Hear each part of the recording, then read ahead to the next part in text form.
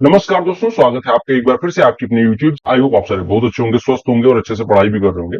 इस वीडियो में हम जो एसएससी सीजीएल की सीरीज चल रही है अपनी प्री के सोल्यूशन की, उसमें शिफ्ट नंबर 6 करने वाले हैं।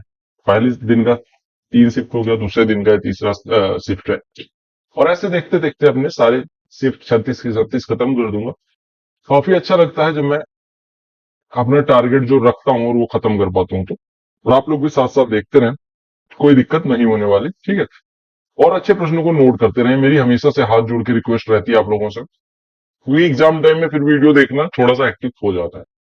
कहा गया है कॉमन एक्सटर्नल टेंजेंट दो सर्कल के हैं जिसकी लंबाई 9 है और कॉमन इंटरनल टेंजेंट की लंबाई 5 है, तो प्रोडक्ट ऑफ देयर रेडियाई क्या होगा। अच्छा प्रश्न। External tangent of two circle, देखो एक सर्कल ये है, ठीक है। Length of common external tangent to two circles, ठीक है। और इंटरनल टेंजेंट यानी कि उभयनिष्ठ आंतरिक स्पर्श रेखा और उभयनिष्ठ बाह्य स्पर्श रेखा। आंतरिक स्पर्श रेखा का क्या मतलब हुआ, देखो ये हो गया बाह्य स्पर्श रेखा। बाह्य स्पर्श रेखा मतलब बाहरी बाहरी भाग में टच करती है, इसकी लंबाई दे दी गई 9, राइट। और इंटरनल क्या हुआ कि दोनों सर्कल के अंदर से होके आती है। अंदर मतलब इस तरह से मान लो, अंदर मतलब क्या हो गया, इस तरह से होके आ रही है। इसकी लंबाई दी गई आपको 5, ठीक है। आपको पता है डायरेक्ट कॉमन टेंजेंट और ये transverse common tangent. Direct common tangent की लंबाई होती है अंडर रूट में B square minus R1 minus R2 का whole square, right. Transverse common tangent की लंबाई होती है अंडर रूट में D square minus R1 plus R2 का होल स्क्वायर। ये बराबर आपको दिया गया 9, ये बराबर दिया गया आपको 5। आपको क्या किया, दोनों वृत्तों की त्रिज्याओं का गुणनफल यानी आपको R1 गुणे R2 निकालना। अच्छा प्रश्न है, इस वजह से मैं टाइम दे रहा हूं। अब इसका स्क्वायर कर देंगे तो 9 का स्क्वायर इधर आ जाएगा, इसका स्क्वायर कर देंगे 5 का स्क्वायर इधर आ जाएगा। हम क्या काम करते हैं, हमें पता है R1 प्लस R2 का होल स्क्वायर माइनस का R1 माइनस R2 का होल स्क्वायर, यानी हम कह देते हैं कि यहां से हमारा D square minus this one, D square minus this one. अगर मैं इसको उठाता हूं इक्वेशन 1 मानता हूं, इसको इक्वेशन 2 मानता हूं, और इस इक्वेशन में से इस इक्वेशन को घटाता हूं तो क्या बचेगा। आप कहेंगे ये तो गायब हो गया, रूट तो गायब हो गया दोनों का, देखो रूट गायब हो गया, इधर भी रूट गायब हो गया। अब दो इक्वेशन आपको दिख रहे होंगे, दोनों को घटाने के लिए आप इसमें से इसको घटाओ तो डी स्क्वायर घट जाएगा, ये माइनस है ये प्लस हो जाएगा, यहाँ पे माइनस लग जाएगा। तो आपका कितना बचा, माइनस R1 माइनस R2 का square plus R1 plus R2 का स्क्वायर, यानी आपका बचेगा कितना, R1 प्लस R2 का whole square minus R1 minus R2 का होल स्क्वायर बराबर 9 का स्क्वायर 81 में से 25 घटेगा तो आपका कितना बचेगा, ठीक है, ओ 56 बचेगा, ठीक है। कितना बचेगा, 56 बचेगा। 81 में से 25 घटेगा तो कितना बचेगा, 56 बचेगा, यानी ये बराबर 56 आ जाएगा। आपको पता है a प्लस बी का स्क्वायर माइनस बी का होल स्क्वायर बराबर होता है 4ab, 4 times of R1 into R, ये बराबर दिया गया 56। तो यहां से R1 इंटू R2 बराबर कितना हो जाएगा, 14। R1 इंटू R2 बराबर कितना हो जाएगा, 14। और आपको निकालना क्या था, यहां पे मैंने लिख दिया कि R1 इंटू R2 निकालना है, तो आप कह देंगे 14। तो जहां कहीं पे ऐसा दिया जाए कि internal common tangent, internal common tangent का मतलब क्या होता है कि तिर्यक स्पर्श रेखा इस वाली की लंबाई दी गई। डायरेक्ट कॉमन टेंजेंट यानी कि सीधी स्पर्श रेखा। समझ में आ गया, इस प्रश्न में कुछ भी नहीं था, बस थोड़ा सा आपको लैंग्वेज में प्रॉब्लम करता। क्या कहा गया कि एरिया एक स्क्वायर की दी गई, पेरीमीटर निकालना। एरिया क्या होता है, साइड का स्क्वायर। अगर साइड एस है तो साइड का स्क्वायर होता है एरिया। अब ये किसका स्क्वायर लिखा है, देखो 4x का स्क्वायर प्लस 5 का square plus 2 into 4x into 5, मैंने लिखा है 4x प्लस 5 का होल स्क्वायर, ठीक है।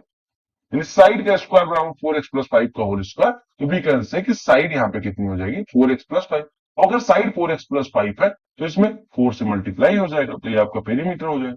4 से यहाँ पे ऑप्शन में मल्टीप्लाई नहीं किया गया, दो बाहर ही रख लो और जो दो बचा उसको अंदर कर दो, तो ये 8x हो जाएगा और ये 2 पंचे 10 हो जाएगा, ये आपका पेरीमीटर आ जाएगा। कहा गया के की किस वैल्यू के लिए इसका कोई सोल्यूशन नहीं होगा। कोई सोल्यूशन नहीं होने के लिए आपको पता है कि कोई सोल्यूशन नहीं होने के लिए आपको क्या पता होना चाहिए, देखो ऑप्शन दिख रहा है, ठीक दिख रहा है।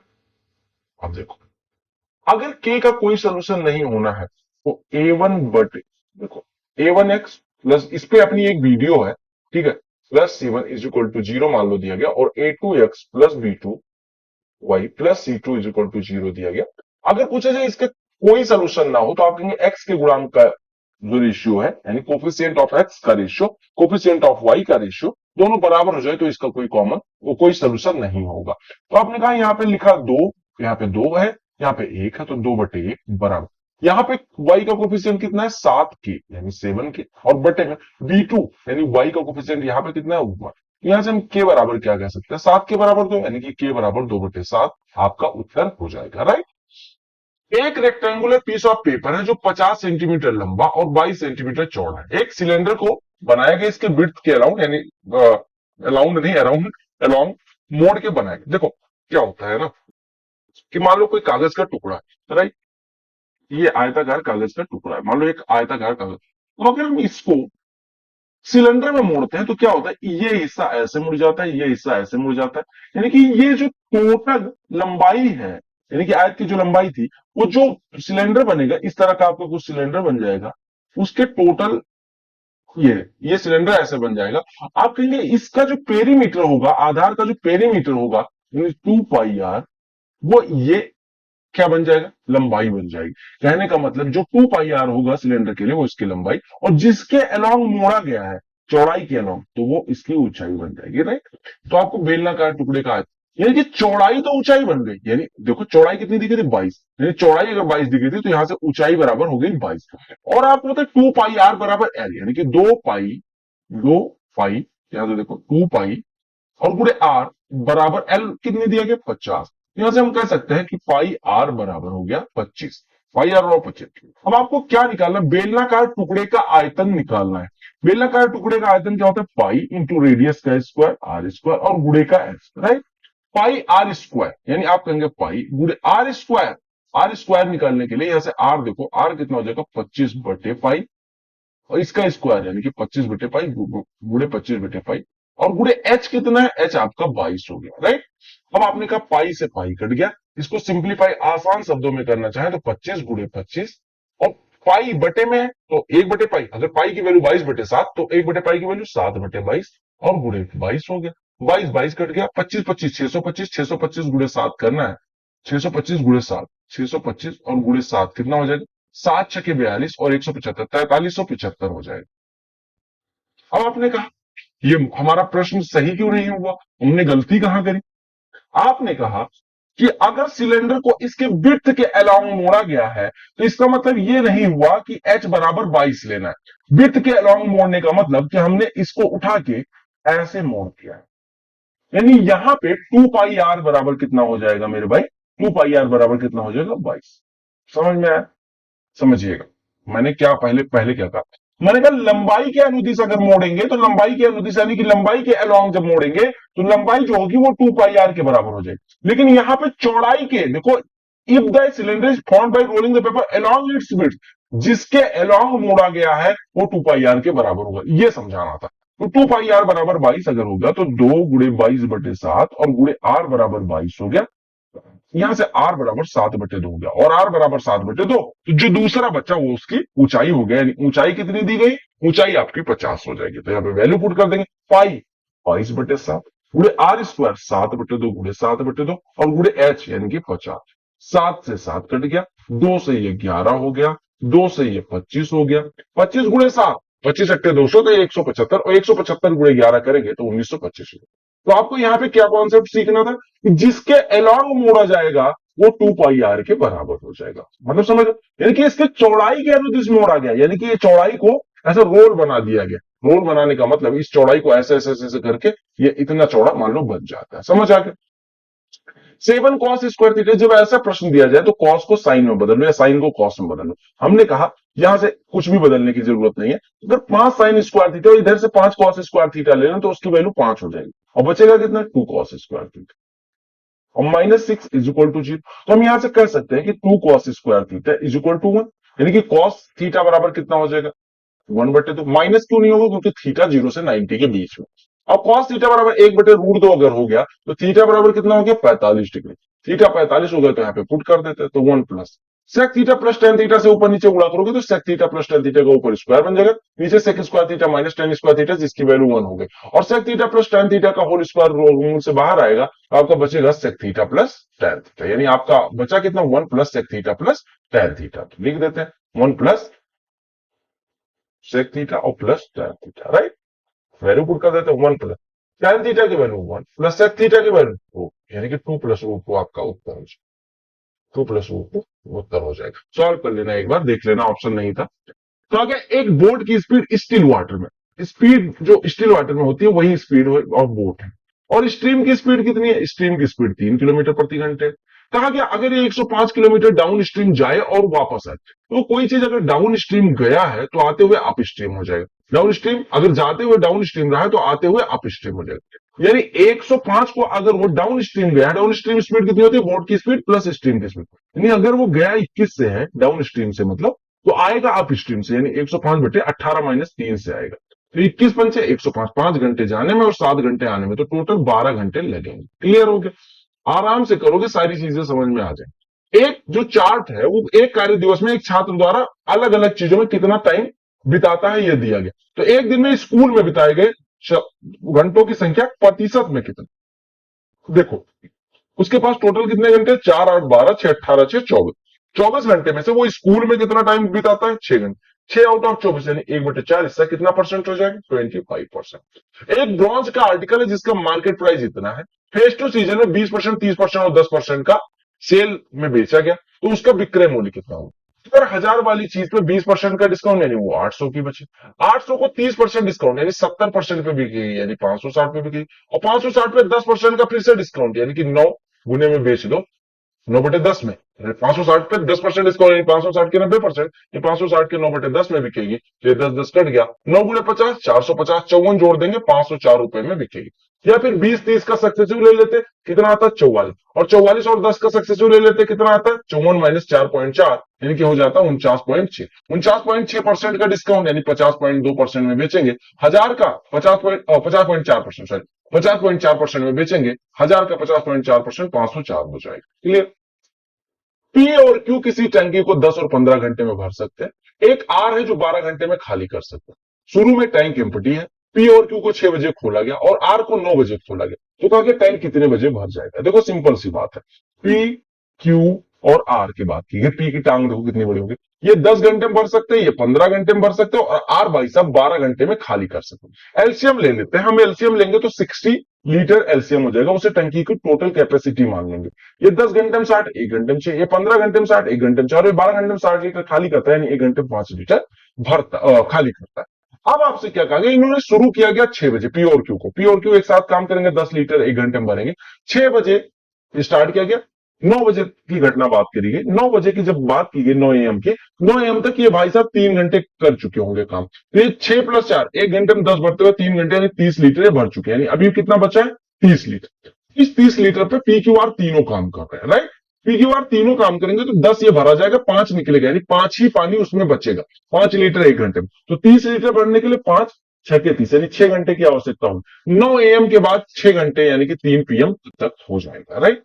दो सर्कल की रेडियाई, उनके सेंटर के बीच की डिस्टेंस, तो ट्रांसवर्स कॉमन टेंजेंट की लंबाई। अभी हमने पढ़ा ट्रांसवर्स कॉमन टेंजेंट यानी तिर्यक स्पर्श रेखा की लंबाई होती है, उनके केंद्रों के बीच की दूरी अगर डी हो तो d² minus R1 plus R2 का होल स्क्वायर, राइट? तो आपने कहा कैसे करेंगे, मगर इसमें तो कुछ दिया ही नहीं गया। d², डी कितना है? उनके केंद्रों के बीच की दूरी 17 का square minus R1 plus R2 का स्क्वायर यानी कि 15 का स्क्वायर। तो 17 का स्क्वायर प्लस 15 का स्क्वायर, 17 5 और 8 ट्रिपलेट बनाते हैं, 17 और 15 और 8, तो आपने कहा 8 यहाँ पे ट्रांसवर्स कॉमन टेंजेंट की लंबाई हो जाएगी। ठीक है, समझ में आ गया? कोई दिक्कत तो नहीं मेरे भाई? ठीक है, अगले प्रश्न पे यहाँ पे 8 ऑप्शन में लिख ले। कहा गया जो गिवन बार ग्राफ है वो एफडीआई दिखाता है, फॉरेन डायरेक्ट इन्वेस्टमेंट दिखाता है मिलियन डॉलर्स में अलग अलग सालों में। कहा गया 2018 का 2015 में इन्वेस्टमेंट से रेशियो 18 में कितना था, देखो यहां पे, यानी कि 65 और 15 में कितना था? 15 में 60, 65 और 60 का रेशियो सबको निकालना आता ही होगा। एक इलेक्शन में सुनीता और ममता के बीच में 85% ने वोट डाला, 2% इनवैलिड होगा। 85 का 2% बचा कितना? 1.7 इनवैलिड हो गए, यानी कि 83.3% वोट समझ लो पॉइंट। सुनीता ने 64.974 वोट प्राप्त किए, जो कि वैलिड वोट का 78% है। इसका 78% एक को सुनीता को मिले, जो कि 64,974। तो आपसे कहा गया जो इलेक्शन में इनरोल्ड वोटर्स थे वो कितने थे। अब आप सब कुछ भूल जाओ, टोटल वोटर्स के 83.3% का 78% अगर इतना है तो आपको टोटल वोटर्स निकालना है। पहले इसका 1% निकालते हैं, आप ऐसे समझो ना, टोटल वोटर टी थे, 85% ने वोट डाल, 85% यानी कि 17/20 वोट देने के। तो फिर 2% जो है वो इनवैलिड हो गए, 2% इनवैलिड यानी कि 98% वैलिड, यानी कि 49/50 ये वैलिड हो। इसका 78% को मिला, यानी इसका 78%, यानी इसका 78/100, या हम कह सकते हैं इसका 39/50 आपको दिया गया था। कितना है?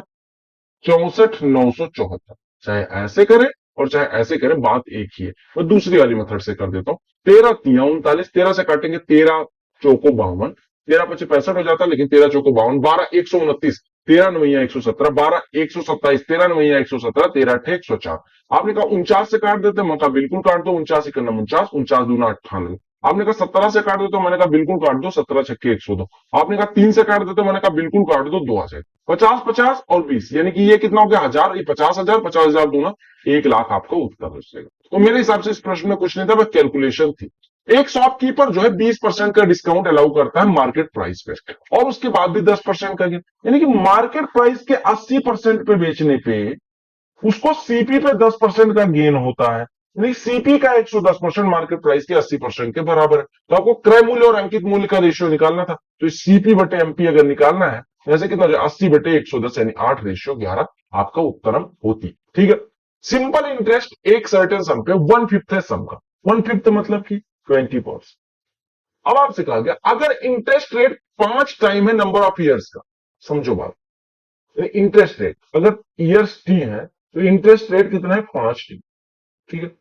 आपको पता है अगर एक साल में टी% ब्याज मिलता है, ठीक है, ओ सॉरी, एक साल में 5 टी ब्याज मिलता है, तो टी सालों में 5 टी × टी% मिल जाएगा, यानी 5 टी² ब्याज मिल जाएगा। तो 5 टी² बराबर 20%, यानी टी बराबर 2 होगा, यानी कि वर्षों की संख्या हो गई 2।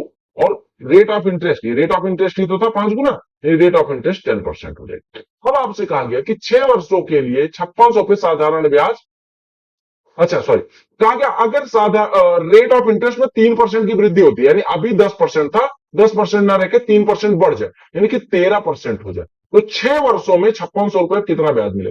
5600 पे 6 वर्षों में कितना? 78%। 78% 5600 का कितना हो जाएगा? 78 × 56, 78 × 50 3900, 78 × 6 कितना हो जाएगा? 480 में से 12 घटा देंगे, यानी कि 468 हो जाएगा। इसमें जोड़ देंगे तो 39×4 = 4368 रुपए आपको ब्याज मिल जाएंगे। क्लियर हो गया? ये जो टेबल है वो पॉपुलेशन दिखाती है एक सिटी की। आप पढ़ो, मैं पानी पी लेता हूं।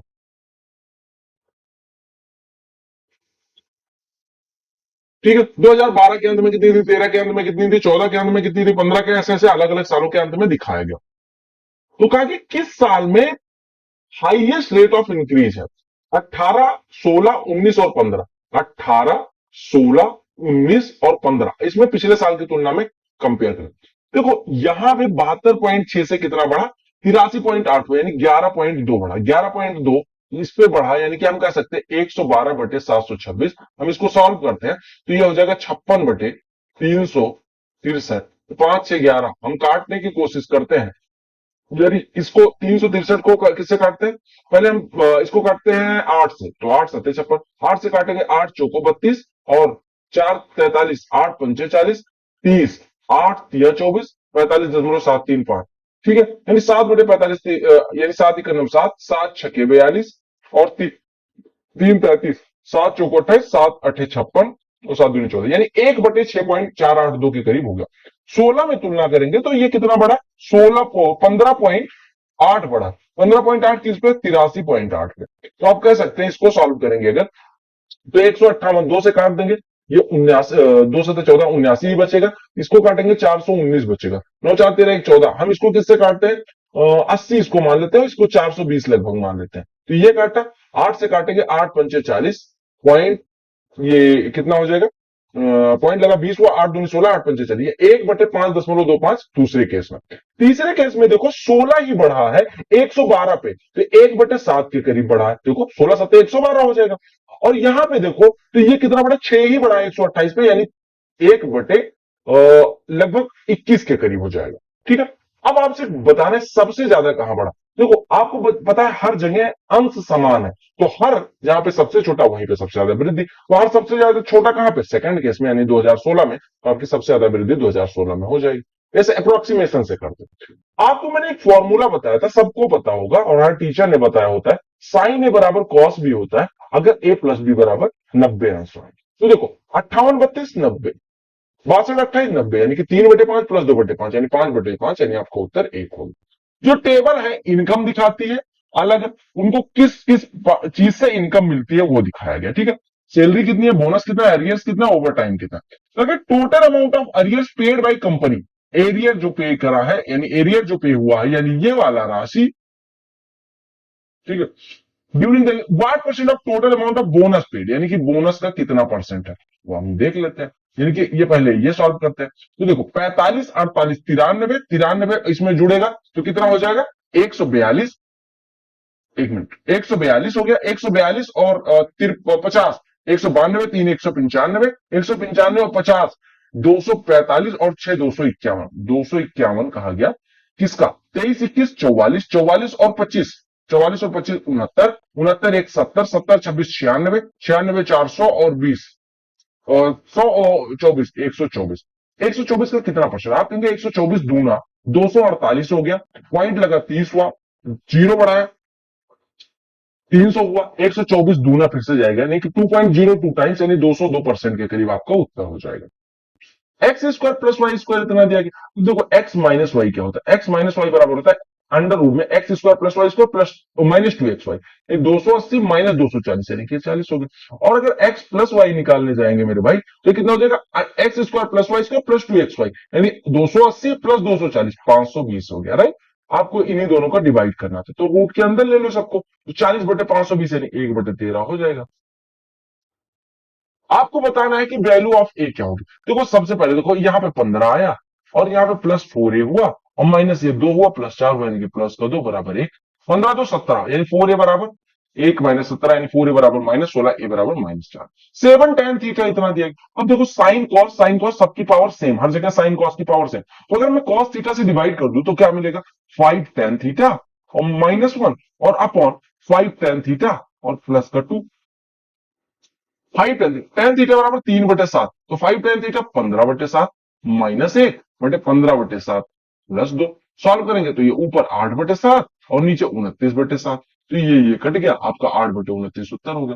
फिर वो पी क्यू आर सर्वांग सम कॉन्ग्रुएंट है, हम ड्रॉ कर देते हैं दो ट्राइंगल पी क्यू आर और एमओएन एक जैसा बनना चाहिए। ये देखो ये पी है, ये पी आज तक सही नहीं बना पाया, क्यू है, ये आर है, ये कितना पतला सा मेरे जैसा, और ये एम है, ये ओ है, ये एन है। राइट, अब आपसे क्या कहा गया पी क्यू आर जो कोण है वो 82 डिग्री का, हमने कहा 82 डिग्री का आगे सर्वांग सम है तो ये वाला भी 82 डिग्री का हो। क्यू आर पी कोण 47 डिग्री का है तो यानी ये वाला कोण भी 47 डिग्री। आर पी क्यू ये 51 डिग्री का, आपने कहा ये भी 51 तो ये भी 51 हो गया। अब आपसे कहा एम ओ एन जो कोण है वो 5y-8 यानी कि 5y-8 आपको दिया गया 82 यानी 5y बराबर 90 यानी y बराबर हो गया 18। और आपसे कहोगे क्यू आर बराबर 24 है, क्यू आर बराबर हमने कहा 24 है, ओ एन बराबर 3x plus Y, O N बराबर 3x प्लस वाई। अगर ये कॉन्ग्रुएंट है तो ये भुजा इस भुजा के बराबर होगी, 3x प्लस वाई बराबर 24 यानी कि 3x प्लस 18 बराबर 24 यानी 3x बराबर 6 यानी x बराबर 2। अब x बराबर आ गया 2, y बराबर 18 तो x प्लस वाई 20 हो जाएगा, आपका उत्तर आ जाएगा। क्योंकि कौन से डिजिट हैश की और स्टार की जगह पे है ताकि ये जो संख्या है वो 8 और 5 दोनों से डिविजिबल हो, तो वो हम संख्या लिखते हैं। Look at this number 6 2 6 8 4 star hash. Right, number नहीं डायल करना था, 6 2 6 8 4 स्टार है ये संख्या। अब आपसे कहोगे 7 अंकों की संख्या को 8 से डिविजिबल होना 5 से डिविजिबल, तो 5 से डिविजिबिलिटी के लिए यूनिट डिजिट या तो 0 होना चाहिए या तो 5 होना चाहिए। आपको पता अगर यूनिट डिजिट 5 हो गया तो वो संख्या 8 से नहीं कटेगी क्योंकि इवन नहीं रह जाएगी, हैश की वैल्यू तो सीधे सीधे 0 हो गया। तो हैश की वैल्यू 0, जहां पे हैश की जगह पे 5 बचा वो हटा। अब हमारे पास संख्या क्या बची 6 2 6 8 4 स्टार 0। अब इसको हमें 8 से डिविजिबल बनाना, 8 से डिविजिबिलिटी के लिए लास्ट 3 डिजिट से बनने वाली संख्या 8 से कटनी चाहिए। तो हमने कहा 4 स्टार 0 को 8 से काटना है। अगर मैं स्टार की जगह पे 0 रख दूं तो ये क्या कटेगा, आपने कहा बिल्कुल कटेगा, लेकिन 0 0 कहीं ऑप्शन नहीं। अगर 8 से डिवाइड कर रहे हैं तो 8 का आधा करते हैं 4, 4 इसकी जगह पे यानी कि 4 जोड़ते चले जाओ, 4 रखने पे भी कटेगा और 8 रखेंगे तो भी कटेगा। जिससे डिवाइड कर रहे हैं उसका आधा रख दो, दहाई के अंक पे, यानी जिससे डिवाइड कर रहे हैं उसका आधा रख दो, यानी कि अगर 8 से डिवाइड कर रहे हैं तो 0 पे अगर कट रहा है तो 8 का आधा 4 जीरो पे जोड़ेंगे यानी कि 4 पे भी कटेगा, यानी स्टार की वैल्यू 4 भी पॉसिबल है, 8 भी पॉसिबल। 8 ऑप्शन में नहीं है, ना ही जीरो है, तो आपका स्टार की वैल्यू 4 हो गई और इसकी वैल्यू जीरो, राइट। ताकि एक आदमी 6 लीटर वाटर को 10 लीटर मिल्क में ऐड करता है, दूसरा आदमी 4 लीटर वाटर को 8 लीटर मिल्क में ऐड करता है। आपसे कहा गया मिल्क का दोनों मिक्सचर में रेशियो क्या है, दोनों मिश्रणों में दूध का अनुपात क्या है, दोनों मिश्रणों में दूध का अनुपात क्या है, समझो। पहले केस में आपसे कहा गया 10 लीटर दूध में 6 लीटर पानी मिलाता है, 10 लीटर दूध में 10 लीटर दूध का 6 लीटर पानी मिला, यानी यहां पे दूध की मात्रा कितने, 10/16। ये तो 10/16 यानी कि 5/8 यहां पे होगा पहले। दूसरे केस में 8 लीटर दूध में 4 लीटर पानी, यानी दूध था 8, इसमें 4 लीटर पानी, यानी मिक्सचर की मात्रा 8/12, तो हम कह सकते हैं दूध की मात्रा 4 दुनिया 8, 4 4, यानी दूसरे मिक्सचर में 2/3। अब आपको क्या काम करना था, आपको दूध 5/8 हिस्सा पहले केस में दूध है, दूसरे केस में दूध की मात्रा, यानी मैं क्या निकाल रहा हूं, मिल्क की मात्रा पहले मिक्सचर में और दूसरे मिक्सचर, यानी कि मिल्क की मात्रा पहले मिक्सचर में 5/8 हिस्सा, दूसरे मिक्सचर में 2/3। पहले और दूसरे जो मिक्सचर है इसमें जो दूध की मात्रा इसका अनुपात, यानी 5/8/2/3 पूछा गया, यानी आप कहेंगे 5/8/2/3, तो 5 या 15/16 आपका उत्तर हो जाएगा। समझ में आया, यह प्रश्न अच्छा था। अगला प्रश्न देखिएगा, कहा कि what is central angle of a sector of a circle whose area, यानी कि सेक्टर का एरिया दिया गया और पेरीमीटर दिया गया 209 और 63। आपसे कहा गया रेडियस जो है वो नॉन निगेटिव इंटीजर है, तो आपको कोण की वैल्यू बतानी। देखो सबसे पहले कुछ चीजें जान लेते हैं कि सेक्टर होता क्या है। कोई वृत्त है, उसका कोई आंशिक खंड है, मान लो ये, यानी ये थीटा कोण बनाता है, ये चाप जो है वो थीटा का कोण बनाता है, तो ये जो एरिया होगा इसको हम बोलेंगे वृत्त का खंड, ठीक है। तो अगर वृत्तखंड की हम एरिया की बात करें तो ये होता है थीटा अपॉन 360 इंटू रेडियस अगर आर हो पाई आर स्क्वायर, ये होता है, ये बराबर दिया गया 209, राइट। आपको इसका पेरीमीटर, पेरीमीटर क्या होता है, आर्क की लंबाई और प्लस ये आर प्लस ये आर, यानी कि पेरीमीटर बराबर हो जाएगा 2r प्लस आर्क की लंबाई। तो हम कह रहे हैं आर्क की लंबाई अगर थीटा कोण बना दे तो थीटा अपॉन 360 इंटू 2πr, ये हो गया आर की लंबाई, और प्लस 2r जोड़ देंगे, ये बराबर दिया गया 30, ठीक। अब आपको इन्हीं दोनों को सॉल्व करना है और थीटा की वैल्यू। अगर मैं पहले केस में से यहां से कहूं थीटा अपॉन 360 बट बराबर कितना हो जाएगा, theta upon 360 into pi R बराबर कितना हो जाएगा, तो आप कहेंगे थीटा अपॉन 360 यानी ये वाला इंटू पाई आर बराबर 209/r हो जाएगा, राइट। 209/r गुणे दो, यानी कि 418/r हुआ इधर, और प्लस 2r बराबर 63 दिया गया। इसी को सॉल्व करो पहले आप। तो मैं r का मल्टीप्लाई करके एक साइड में ले लेता हूं सारे टर्म्स को, तो यहां पे हो गया 2r स्क्वायर और माइनस 63r बीच में डाल देता हूं, तो प्लस 418 बराबर 0। ये आर में क्वाड्रेटिक बना, क्वाड्रेटिक कुछ इस प्रकार से बना कि 418 दूना 936, 936 को हम ऐसे लिख लेते हैं 4 गुड़े 109 बचेगा, 209 बचेगा, 209 को लिख सकते हैं 4 गुड़े 11 गुड़े 19, यानी इसके ऐसे फैक्टर करो जिन्हें जोड़ने पे 63 है। ये सीजीएल 2024 एग्जाम में पूछा गया सेकंड टफेस्ट क्वेश्चन था। तो यहां से आपको होगा 2r स्क्वायर, हमें फैक्टर पूछा गया था, तो हमने कहा फैक्टर क्या हो जाएगा, 44 और 19 दो ऐसे फैक्टर हो जाएंगे 836 के जिनको जोड़ने पे 63 है। हमने कहा 2r स्क्वायर माइनस 44r और माइनस 19r और प्लस 418 बराबर का 0 हो जाएगा। इसमें अगर मैं 2r कॉमन ले लूं तो बचेगा r माइनस 22 और माइनस 19 कॉमन ले लेता हूं तो r minus 22 is equal to 0। अब यहां से r माइनस 22 कॉमन ले लूंगा तो r माइनस 22 कॉमन लेने के बाद ये बचेगा 2r माइनस 19, ये बराबर 0। आपको पता है अगर 2r माइनस 19 और इंटू r माइनस 22 बराबर 0 तो r बराबर 19/2 भी पॉसिबल है, 22 भी। लेकिन हमें गैर ऋणात्मक पूर्णांक नहीं लेना, मतलब गैर ऋणात्मक नहीं लेना और पूर्णांक के सिवा भी कुछ नहीं लेना, यानी ये नहीं ले सकते, यानी r माइनस 22 बराबर 0, तो r बराबर मिल गया 22। अब r बराबर जैसे 22 मिला, आप हो जाओ खुश। आप पूछो क्यों खुश क्यों होना है, आपको खुश इस वजह से होना है मेरे भाई, क्योंकि आपको यहां से एक चीज पता चली कि आपकी जिंदगी बन गई। क्यों, हमें थीटा निकालना, यहां से थीटा अपॉन 360, हम थीटा कह सकते हैं कितना हो जाएगा, थीटा बराबर हो जाएगा 209 बटे पाई आर स्क्वायर, यानी 22/7 गुड़े आर स्क्वायर 22 गुड़े 22 और गुड़े में 360, ये तो हो जाएगा। इसी को सॉल्व करना। अब आप इसको सॉल्व कैसे करोगे, देखो मैंने क्या काम किया, 7 को उठाया ऊपर भेज दिया, आपकी जिंदगी और आसान है। आपने कहा टफ कर रहे हो, मौका नहीं। 11 से काट दो, 11 दूना 22, 11 से काटोगे ये 19 हो जाएगा, राइट। आपने कहा 2 यहां से उठाया 11 बनाए, 2 ये उठाया और 2 यहां से उठा के 11 बनाए, और 8 से इसमें डिवाइड कर दिया तो 8 चौको 32, 8 पंचे 40 हो गया।